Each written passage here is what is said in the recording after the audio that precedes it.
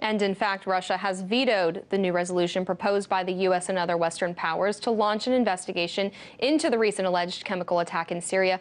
Russia's representative said it would have pinned blame on Russia before a proper investigation had been held. RT's Caleb Maupin has been following the council all day. He has more for us from New York. Russia voted down the resolution, saying that it essentially legitimizes the United States' recent airstrike unilaterally against the Syrian government. We've heard different voices.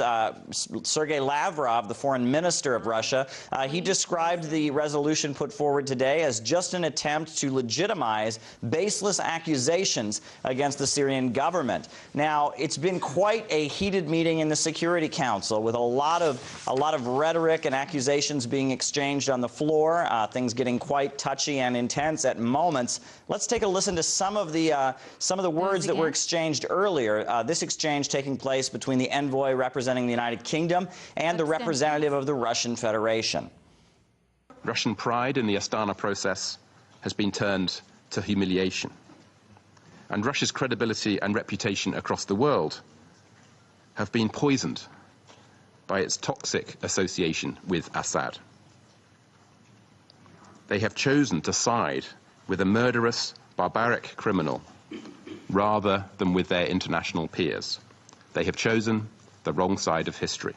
Но выступление представителя Великобритании UK Representative Rycroft's speech has shown the only thing he thinks of is to bring confrontation and hostility to the Security Council. And the reason for this, and many at the UN know about it, is that you're scared. You lost sleep because we could work together with the US.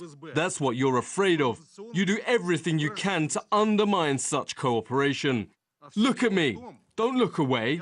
So it turns out that regime change in Syria is more important to you. Now, the resolution, the draft of it that we saw, it did contain some rather specific language that seemed to target the Syrian government.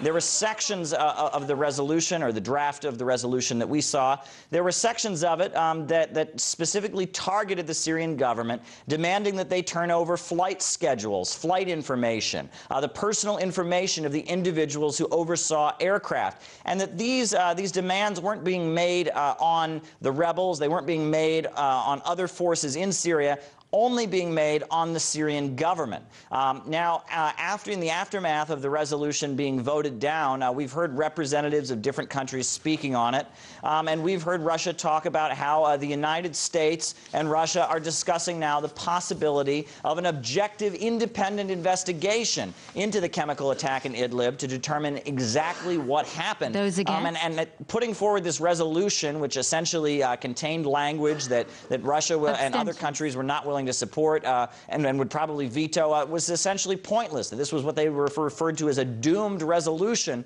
that was put forward, and it served no real purpose to put it forward to a vote at the Security Council today. The resolution has been defeated. A lot of heated words have been exchanged. It was quite a day here at the United Nations headquarters, the Security Council chambers in New York City.